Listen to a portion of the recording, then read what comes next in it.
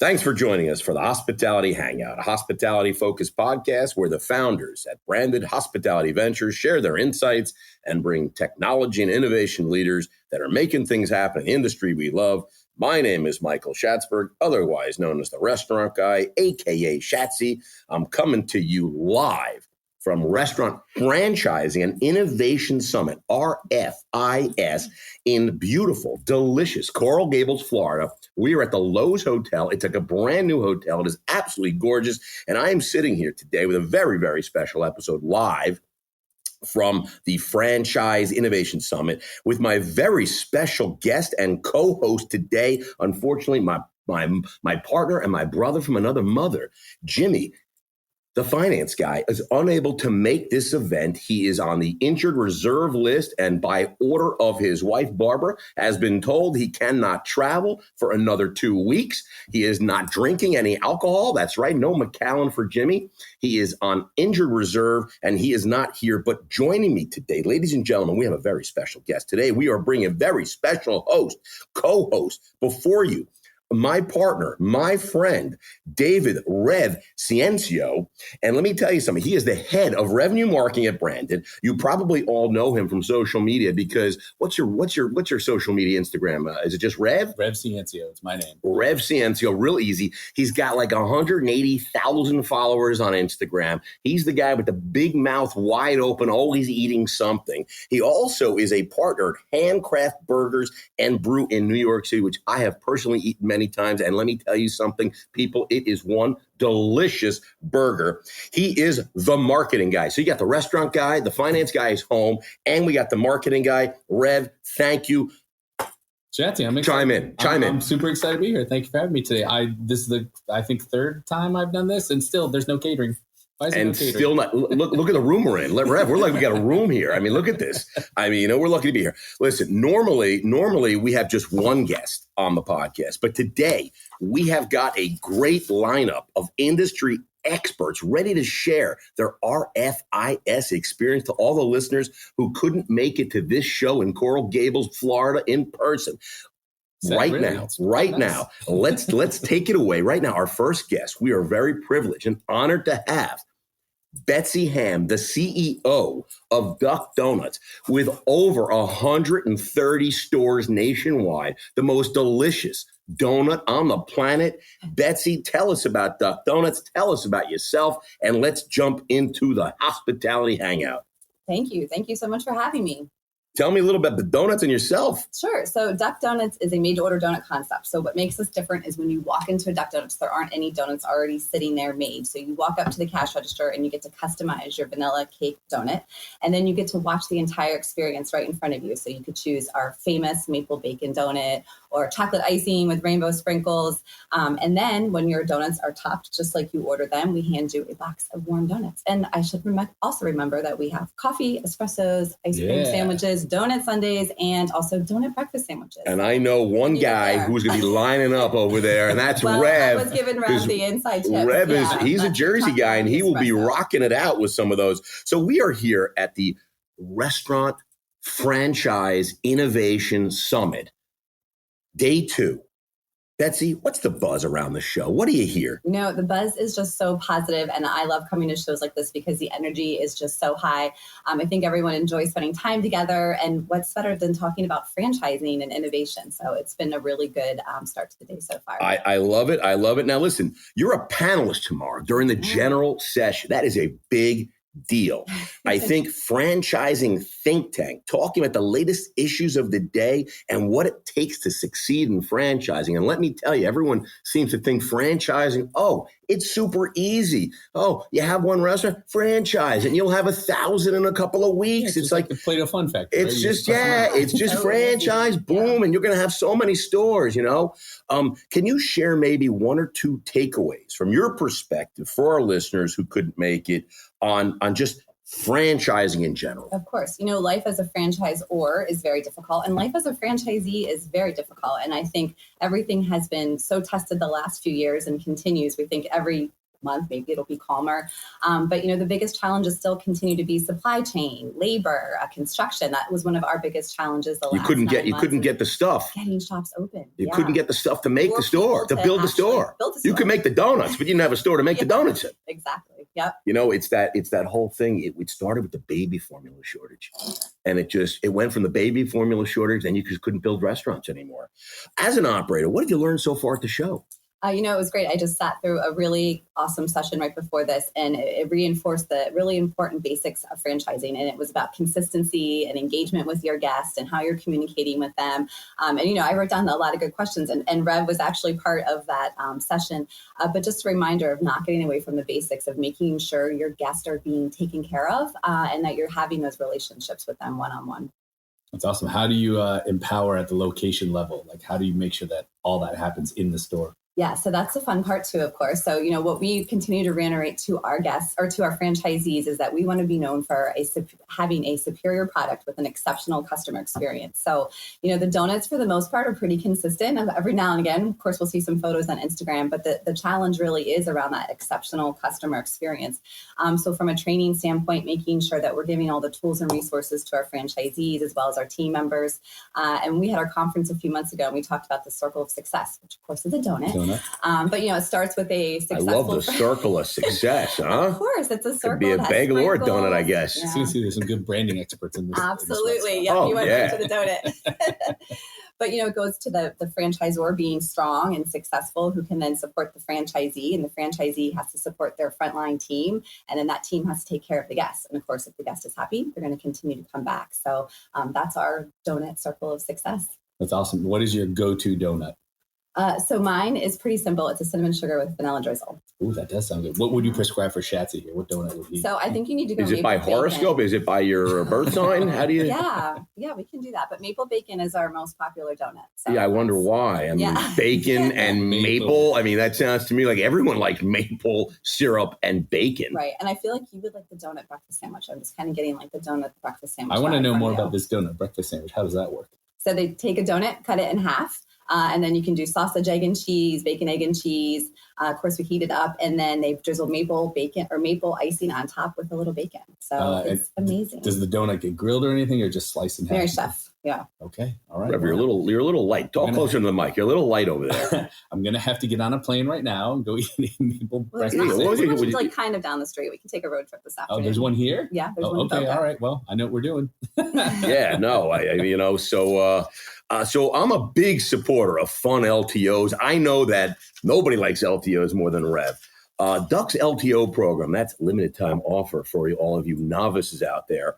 Your LTO program is super hot, pun intended. Can you share a bit about the marketing behind each of your monthly specials? Sure. So we have been basically doing things from a seasonal perspective. So of course, we're getting ready to be out of winter and launch our spring assortment. So we'll come up with a flavor like key lime and then also a donut assortment that will have fun flavors that are in the entire dozen. And now we're also focused more on beverage, since we're starting to see some more traction with increasing our beverage sales. So whether that's the espressos or of course, as we get into summer, a milkshake. So the team has really been focused on making sure that we have the right beautiful mouth-watering photos on social media and on Instagram, especially to entice the customers, and then having that beautiful. I know one guy who's gonna be posting, and this guy, right? I'll bet you're gonna see Duck Donuts on Rev's Instagram account. I'd say Thursday or Friday of this week, I'll bet. What's next for Duck Donuts? You got a lot of stores. How many stores you got opening up? So we have 120 shops open currently. We're opening 40 this year.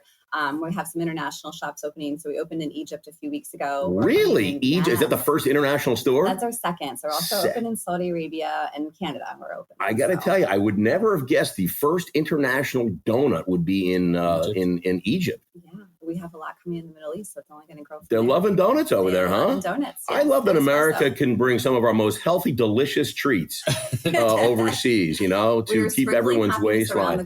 I agree with that. Okay, listen, we're going right now to the quickfire. This is the famous segment. It's branded quickfire, Florida edition. Okay, Betsy, I'm going to ask you 5 lightning round questions. Don't think too hard. Don't think too long. Just whatever comes to mind. Are you ready for branded quickfire, Florida edition? Yes. Restaurant franchise. All right. Innovation Summit. I'm going to get that down. RFIS. You should put a banner up. I'm going to put a banner up. Favorite movie that takes place in Florida? Scarface, There's Something About Mary, or The Birdcage. Ooh, I'm going to go with There's Something About Mary. Love Something About Mary. Brett Favre. Isn't that from Something About Mary? Brett Favre, yeah. Oh, yeah. I'm a little upset that Revenge of the Nerds 2 is not on this list, but we'll have to talk to the producer. Okay. We will speak to the producer about that. Favorite Florida-born celebrity? Jim Morrison, Tom Petty, or Maya Rudolph? Tom Petty. Tom Petty. Loving Tom Petty. Orlando Magic or Miami Heat? I'm going to go Magic. Magic. I'm showing my age here. True or false? Greater Miami is the only metropolitan area in the country with 2 national parks. I'm going to go true. True, Miami is home to the Everglades National Park and, of course, Biscayne National Park. Who doesn't love Biscayne National Park? Okay, last question, number 5. This is a big one. If you were to spend a night survival style in the Everglades, and you had to choose who to partner with, either Rev or I, to get out unscathed in the Everglades, survivor style, who are you picking to go with to help you get out of the Everglades? Loaded question. Yeah. Okay. Phil's staring at me, but I'm going to go Rev because he has a really good social media following. So maybe someone will help you. He will go on to Instagram and say, please help me. All right, listen, I would have went with Rev also. I got to tell you, I could not survive very long. I live on the Upper East Side of Manhattan. I can't survive without like delivery very close by and all the comforts of home. Listen, Betsy, everything you're doing at Duck Donuts is awesome. We appreciate what you're bringing to the hospitality business. Congratulations on all the success. So and I got to tell you, I cannot wait for Rev. By the way, we're in the office together every week. So not only is he going to go, he's going to be bringing in a box of Duck Donuts. So we're looking forward to that. Thanks so much. Enjoy the rest of the show. Thank you. I got to tell you, I have not been to Duck Donuts, but all I know is I hear so much about it. You know what I didn't ask, Betsy? What? How did I get the name Duck Donut? Oh, yeah. I wrote the note down to ask. That's the elephant in the room. I was thinking about sausages on donuts. So like I was as the name lost. For instead of the Duck Donut, sausage on donuts? Like I couldn't think of any questions because I'm thinking about this donut with sausage and eggs on. Oh, I mean, honestly, I cannot tell you how excited I am. All right, listen, Rev, we got another incredible guest. I think it's a little known company. It's like Duck Donuts, but I think they got a lot more stores. Maybe. You know, I got to tell you, it's a little known company as Tropical Smoothie Cafe. And we are very fortunate to have the CEO sitting with us right now, Charles Watson. He was sitting in the green room about a half hour. I apologize, Charles. You're here now. Talk to us. Tell us a little about you and Tropical Smoothie Cafe for our listeners, and then we're going to get into it with a bunch of questions. I got to start with, why is Duck Donuts called Duck Donuts? That's what I want to know. Thanks for asking. Betsy's a good friend. That's a great brand. The first location was in Duck, North Carolina. Oh, there we go. There you go. Found the answer. Hey, listen, it is a pleasure to be here. Tropical Smoothie Cafe. Wait a minute. Producer has just sent us something. It's because they come from Duck, North Carolina. Oh, hey, where have I heard It wasn't even that hard to find. Julie's been trying to flag me down, and now I'm like, what does she want? And it's Duck, North Carolina. Apparently, that's how they got the name. I am not that smart. That just came in through the chat here. Good thing the first location was not in Truth or Consequences, New Mexico. That'd be that'd be a mouthful. All right, I apologize, Charles. But now you have the answer. My job is to talk about Tropical Smoothie Cafe, not Duck Donuts. Yes. As much as I love, but now we know Duck, North Carolina. Now we do. Course correction. Listen, Tropical Smoothie Cafe is the gift that keeps on giving. We just crossed the 1,200 cafe mark. We're in 44 states. As you guys know, we're a little healthier, quick casual restaurant chain. We opened, about 158 locations last year. And we're probably on pace for about 170 in 2023. So 170 stores you're going to open in this year? Yes. We're very lucky. We've got some fantastic franchisees that are out there building. About 75% of our new openings come from existing franchisees, which, as you guys know, is the best compliment you can get in franchising, that existing franchisees are making money and opening more cafes. I mean, I got to tell you, it just sounds like it's probably better all around that if your franchise want to open more franchises, it's a testament to the brand and how you guys operate. But you don't have to go, testing with other people. Success, and they're going to continue to be successful. I want to know what's the 45th state. Is the 45th state in the plot yet? We'll see. It's when we want to go to Hawaii, right? And you guys may have to come along for that opening. Well, RFIS next year, Hawaii sounds good. Let's go. There you go. All right. Well, let's see. You closed out the year last year with 58 openings, 258 executive franchise agreements, and achieved your 11th consecutive year of positive same-store sales growth. That's a mouthful right there. That's a mouthful. Yeah. More than truth or consequence in New Mexico. What is the secret recipe? 158 locations, not 58. I have to correct that. That's a big difference.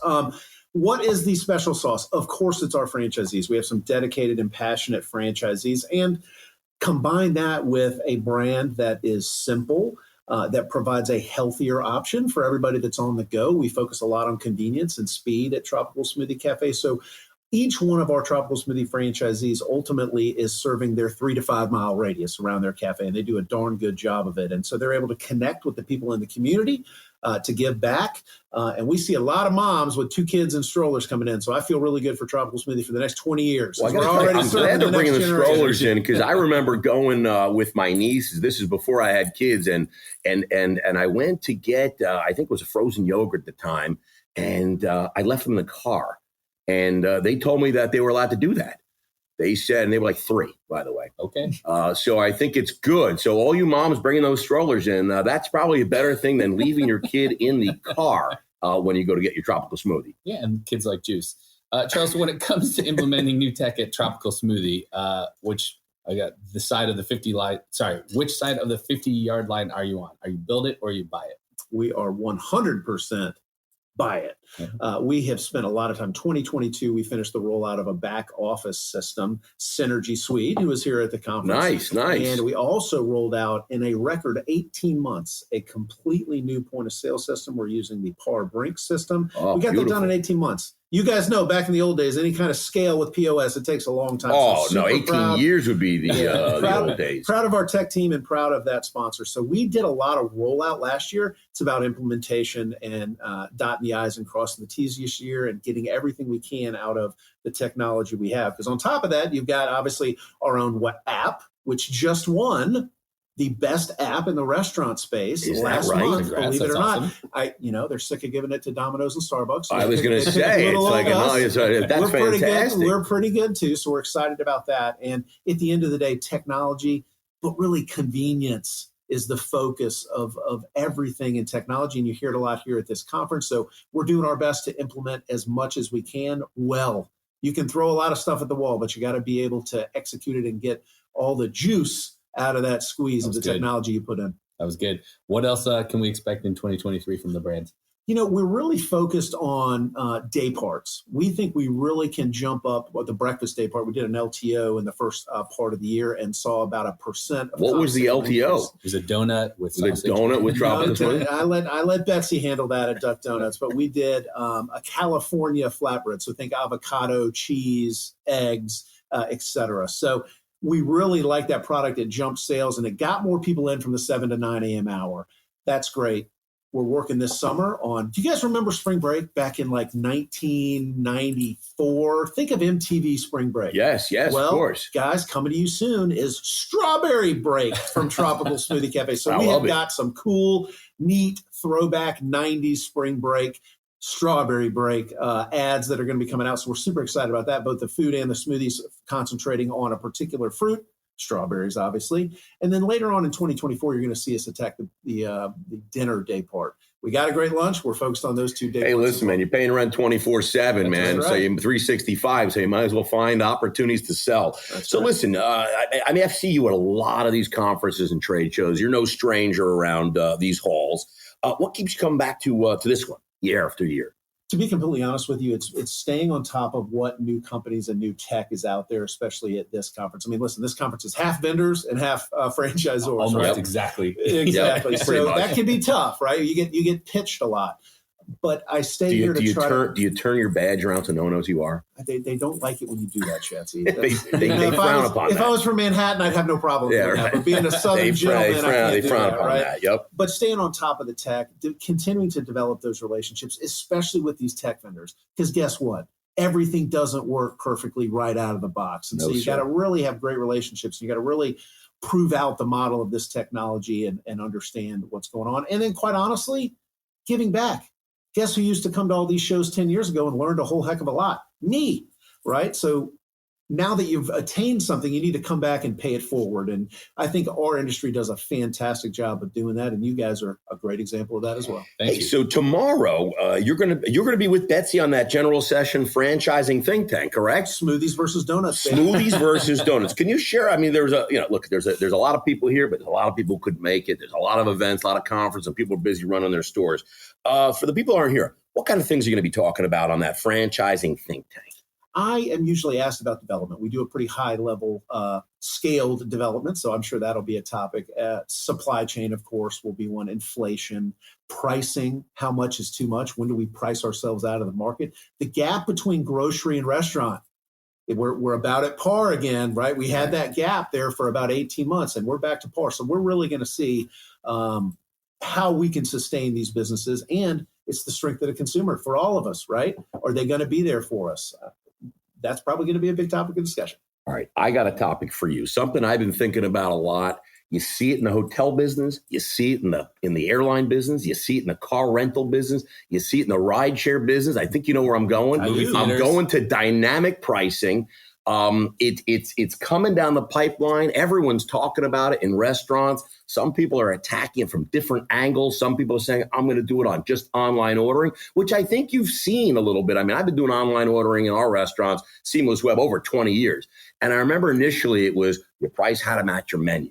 And then as things kind of moving, a lot of operators then online kind of add a couple of, 25 cents, 50 cents. They add a little bit more. So it's not really dynamic. It's really just, it's more money online. But what do you think about dynamic pricing? You'd said like breakfast. If you're busy at lunch, 12 to 2, maybe the price of a smoothie goes up 25 cents. Fully transparent. What do you think about the whole idea? I used to get this question about ghost kitchens, and I was a hard no. We don't need ghost kitchens. We're going to go open retail locations. So I'll be controversial here as well. Hell no, we don't need dynamic pricing. We've already got prices increased on third-party channels to match the commissions that we're paying. Mm-hmm. I had dinner here last night in Miami and went to the famous Versailles Cuban restaurant. Go look at their menu. They have so much business they haven't even raised their prices. I think I got a Cuban sandwich for $9. Wow, that is There's a way to keep the consumer happy, and I do think that there needs to be some level of parity. The consumer understands the increase to pay for the convenience. I don't think we need to gouge them again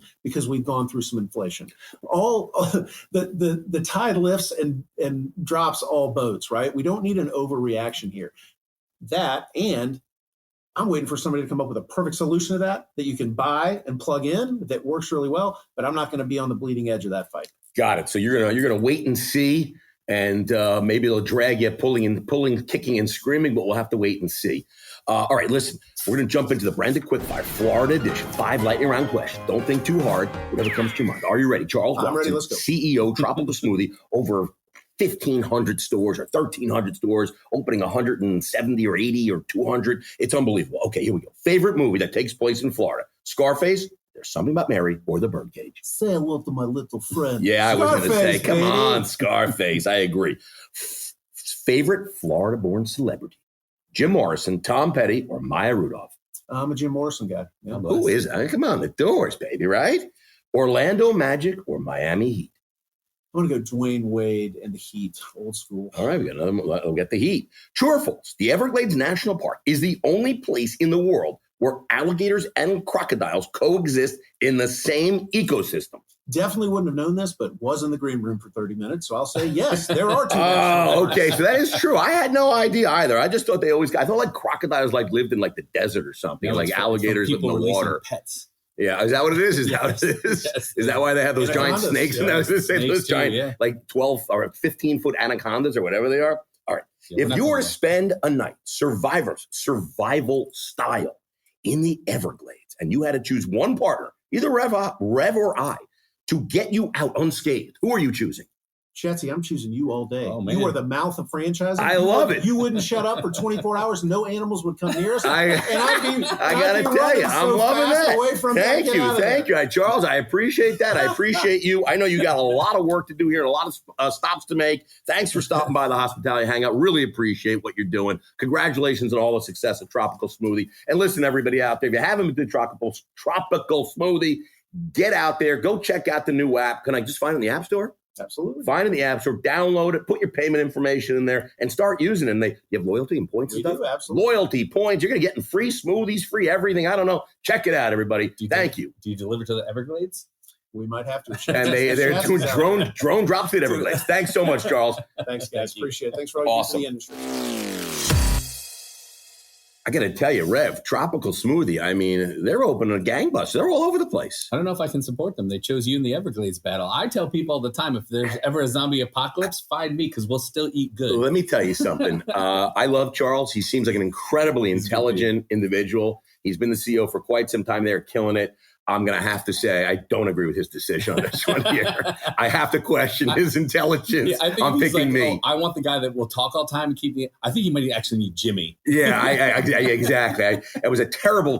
You know what? I'm just happy you picked me. So I'm not going to look a gift horse in the mouth. So I love that one. All right, listen, we have another great guest with us right now. CEO, had the pleasure of having dinner last night with this fine gentleman and gave me some insights into all of his brands and everything he's doing in the hospitality space. Greg Majewski, CEO of Crave-Worthy Brands and Mongolian Concepts. Greg, welcome to the Hangout. Thanks for joining us. Give us a little bit about, I know I asked you last night and people were yelling at me, will you leave him alone? Stop asking so many questions. I was just a little confused, not confused. I noticed in the news, there was a lot of press about you guys rebranding as Crave-Worthy Brands. So I was trying to, who better to give me some background on the change and why the change and your brands than you. So I was asking Greg a lot of questions about the Mongolian Concepts and Crave-Worthy Brands. Can you tell us a little bit about yourself and about your brands, because you got quite a few, and why the change? So I've been in the restaurant industry since I graduated from college. And I had the pleasure of working for a company and a guy by the name of Jimmy John. And I've heard of that guy. And so I sort of learned the restaurant industry by sink or swim experience with him. And in that time, I fell in love with this industry more than anything else I've ever been a part of. Realized this is where I wanted to be, what I wanted to do. After I left Jimmy John's, I consulted for different concepts, grew my own restaurants, and finally decided that I was going to put together a group to do platforms properly. And when I talk about platforms, I talk about it being a group of restaurants that can work together and have shared services that the emerging brands can never achieve on their own. So when you start off in the restaurant industry and you have a great idea, you can get to one store, you can get to two stores. Very hard to get to 3, 4, 5 and start down the line because you can't compete, especially today, with the big boys. They have more money, they have more advertising, they can bury you. And they get better deals, quite frankly. Correct. And so I wanted to create a platform that allowed me to compete with them day one and put the team in place that they can never have. So to have a CFO from a VP of finance from McDonald's as my CFO, to have the marketing team that I have, to have the old creative director from Jimmy John's as my creative director, and stuff like that for all these brands, we are allowing ourselves to get in early and help these brands mature and franchise the way they need to. That's awesome. Let's talk about the RFIS show here. There's been like a lot of amazing panels, including the one I was on. Well, that was the best, I would have to say. I missed that one. Yeah. Just kidding. Who could miss that one? There's been a lot of great panels and speakers. Is there anything that's really stuck out to you so far? So the whole purpose of this show is more to, after years of attending, it's giving back and being there for resources for the ones that are starting to learn. And the panels that are out there give you that first edge in getting to scratch the surface on the topics, but then being there at the tables and having that one-on-one conversation with someone going, oh, that's a great idea. I never thought about that. And then getting to plug in, hey, a plug for Zach and what he does, and that the service is really, really good, helps them build those things. So that's more important to me than what I get out of any other conferences, is making sure that we can give back to the people that haven't been around or that are learning on the fly. I think it was one of Zach's 3 connections, Yep. right? Nice. And if you walk through the marketplace, any new exciting tech or any tech you've seen out there that was interesting to look at? Tech is always interesting. There's sometimes way too much tech in this industry right now that tries to do a little bit of everything and nothing does it great. So you got to pigeon on this and take this and take this. And all of a sudden your fees are really, really high. So you're spending like $12,000 in SaaS to save $500. Correct. So I'm a big believer in Restaurant 365 and what they do, because they're one of the few back of the house systems that actually are looking at it from the restaurant side. And this segment sponsored by Restaurant 365. Thank you for all you do. So, I mean, but for a beginning group or a smaller group, they allow you to have everything. So, yeah, it's QuickBooks on steroids, man. Correct. We've been using it for years. I agree. When we come back to RFIS 2 years from now, what do you think will have changed and what do you think will have stayed the same? The things that will change in the same, I think you'll see a big component back into hospitality. So I think the restaurant industry today is falling behind on the hospitality front.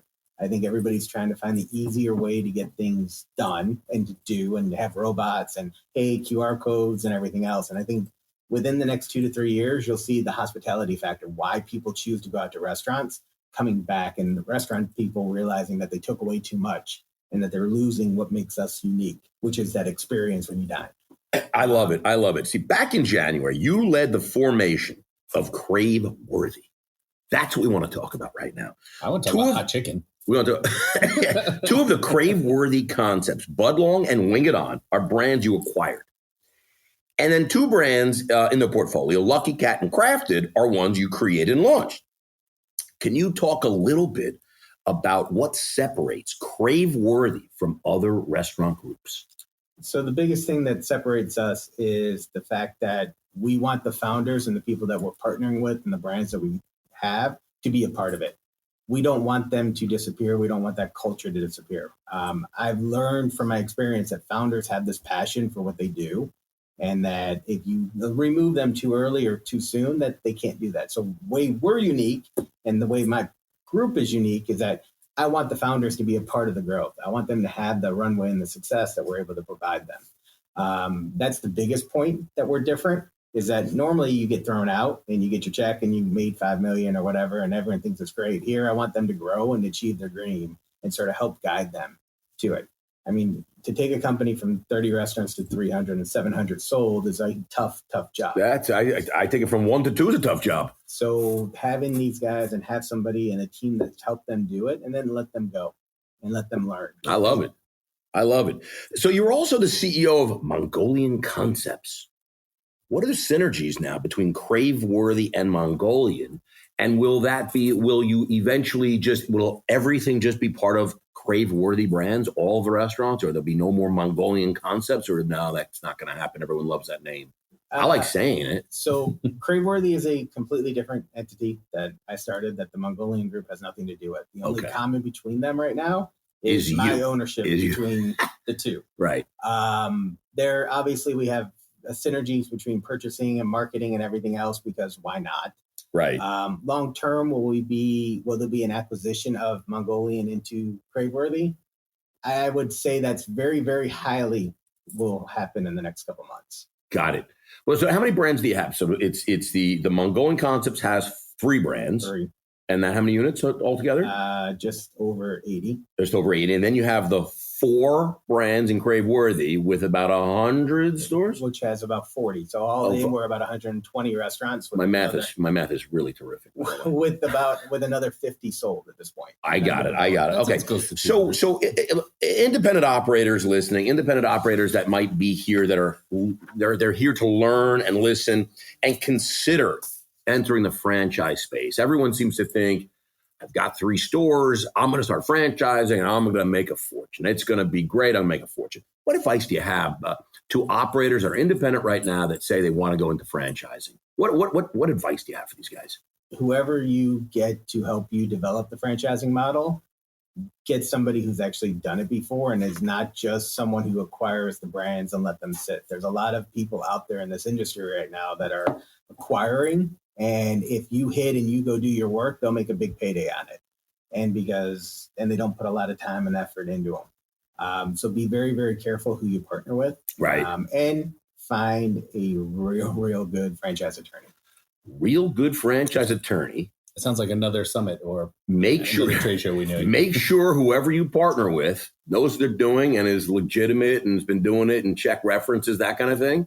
Yeah, and make sure. How do you know if your concept is right? How do you know if you should be franchising? Like I just want to keep opening up my own. What do you think? The reason to franchise is because you can't grow as fast as a brand can on your own. It's very, very hard to scale from 1 to 1,000 if you don't franchise. Mm-hmm. So the reason to franchise is that you have something that we look for that's craveable and crave-worthy, and the food that we think should play coast to coast. It's a franchisable brand. And you got to look from it through eyes that you're not married to, that it's your brand. Not everything should be franchised. The idea behind franchising is to achieve the American dream and to allow you to help other people achieve this dream of owning something and being a part of something. So if your brand is overly complicated and overly, not systemized yet, and you're still writing recipes every week, you're not ready to franchise. Right. So you're ready to franchise when it basically becomes a cookie cutter in your own 3 stores or 1 stores that you can go in and never have to flinch. You know that, hey, the recipes are consistent and that everything comes out the same every day. Your bathrooms look immaculate every day because the systems are being followed. If those things are in place and that you have a raving fan group, then you can start thinking about franchising. Don't do it too soon, right? Because it's a big, big expense. It is. And again, don't fall in love with the brand where you think I have to franchise. Not everything should be franchised. Right. I have brands under my portfolio that I probably won't franchise. They'll probably be 50 to 70 units only, but they'll all be corporate owned. Really? Because I don't know if they're right to franchise. They're complicated. But if you've got 50 units of something, doesn't that tell you that it's probably, if I can open 50, I could probably have 250? Yeah, but the consistency of the product and how the effort that it takes to produce them, because they're chef driven or something like that, you can't mimic that all the time. Right. So there's some brands that are just overly complicated. Yep, that makes sense. So should it's got to be simple. So what's next for you guys? Do you have any new brands? Are you creating brands right now? Are you going to be buying some brands? What breaking news do you have for us right now? We need something juicy. So we will be acquiring other brands throughout the year. Can you tell us the name and how much you will be paying for them? And we also have 2 brands that will be opening later this summer, 2 new ones that we have created. So 2 brands you've created, and you will be acquiring something sometime in 2023, but you're not telling us yet. No, absolutely not. That is breaking news. We have breaking news. Craveworthy will be acquiring something. More on that later. That is that. More on that later. We'll have to get Greg back to hear after that acquisition happens. We'll get him back and talk about it. Okay, ready? Greg, I know you got to get back to the show. A lot of panels, a lot of things to learn. Branded Quickfire, Florida edition. Are you ready? Ready. 5 lightning round questions. Don't think too hard. Favorite movie that takes place in Florida? Scarface, There's Something About Mary, or The Birdcage? Scarface. Come on. Nobody picks 7-minute abs. What's Absolutely going on? Absolutely not. 6 minutes. What do you mean 6 minute ads? Give me 6 minute ads. Favorite Florida-born celebrity? Jim Morrison, Tom Petty, or Maya Rudolph? That's not a very good list. So Tom Petty. You'd think a state like Florida, with all the people here, to have a really deep list. Orlando Magic or Miami Heat? Magic. True or false? The Everglades National Park is the only place in the world where alligators and crocodiles coexist in the same ecosystem. I would have said false, but I heard the answer before. Greg is incredibly honest. He was sitting in the green room and he heard this question already. So he would have said no. He would have said false, which is what I would have said, to be honest. I didn't know that. But then Rev informed me that the only reason that our crocodiles are there is because somebody let them go there. And a lot of other animals as well. I have a very curious 6-year-old who's into animals. So we watch a lot of shows about our education. So what is another animal that is in the Everglades that shouldn't be? Are there bears there? I don't know if there's bears. There might be definitely a lot of snakes that are in there. But I feel like snakes should be in the Everglades. I would agree. But not all of the snakes. There are snakes that were introduced to that ecosystem that were not a part of that ecosystem. All right. Well, speaking of ecosystems. We'll get my 6-year-old on here. He can tell you. Speaking of ecosystems, final question.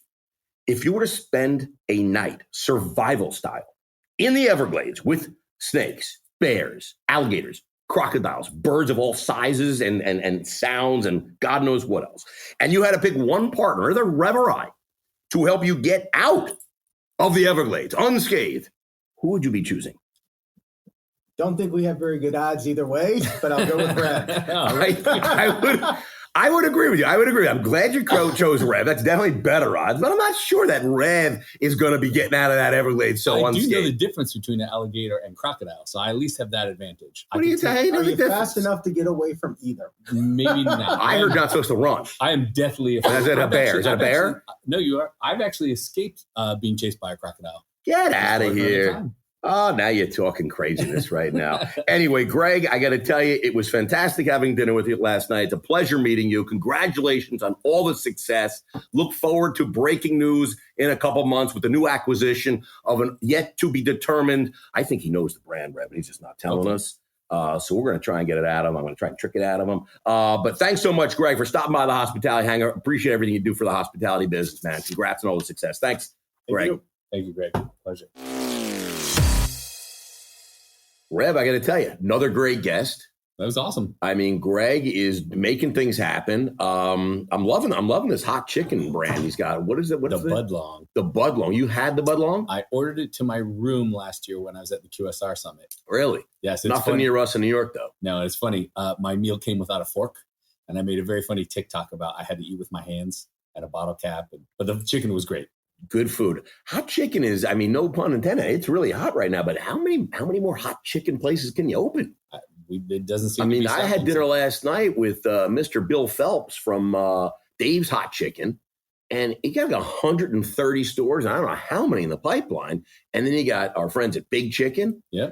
And then you got Hattie B's. They got a bunch of stores. And I mean, you probably know more. What other brands? There's so many. There's New Jersey. We got Nam King. There's Birdie's Hot Chicken. There's Underdog. Slim Chicken. Hot Chicken Kitchen. There's a number of them. There's so many. Well, I got to tell you, chicken is hot. People are love Starbird. Our friend Aaron Novashem. I mean, that's Stickies is doing hot. I mean, a lot of hot chicken. I feel like the chicken now is the old burger. Remember the burger craze that we had like, I don't know, like 10 years back, everybody burger. Before that was like a steak craze. Everybody had to open a steak restaurant. You got to put your name on it. Michael Jordan had a steak place, it's crazy. Anyway, another great guest. Rev, I got to tell you, it's great having you co-host as always. Thank you. To all of our listeners, thank you so much for taking the time to tune in to this very special episode of the Hospitality Hangout live from Restaurant Franchise Innovation Summit here in beautiful, sunny, delicious Coral Gables, Florida, at the amazing Lowe's Hotel. This segment was sponsored by Lowe's Coral Gables. Really great. Look, there's hundreds of thousands of billions of trillions of podcasts out there that you could be listening to. That you choose to hang with us is just, honestly, I'm perplexed, and I have no idea why. But listen, to all of you, if you want to get in touch with any of the guests that you heard today, you can email us at podcast@brandedstrategic.com, and we'd be happy to connect you to any of our guests. They're franchising, they're opening restaurants, they're making things happen. So, I mean, there's Tropical Smoothie, there's Duck Donut, there's all these crave-worthy brands, there's the Mongolian concepts. There's a lot to choose from. Rev, a very special thank you for jumping in and co-hosting with me and to fill in for the injured Mr. Finance guy himself, Jimmy Frischling. A sincere pleasure. Big shoes to fill. Though I got to tell you, I've seen Jimmy. I don't know if his foot that big. Really? And he doesn't wear socks. He doesn't wear socks with the shoes. I never noticed that. He wears those little socks, the ones that don't. Like the ankle socks. They're not even ankle. They're like below. They're like the no seams. Yeah, they're like I think they're girls' socks. Is that? I think he wears girls' socks. I think they're barber socks, to be honest with you. I don't think that he wears socks. Anyway, to all of our listeners, thank you so much for taking the time to tune in. Again, check out Boom.store. Check out Boom.store because that's where you will find some of the greatest technologies out there connecting buyers and sellers in the hospitality space. Thank you, everybody. Thank you, Rev. Cheers, everybody.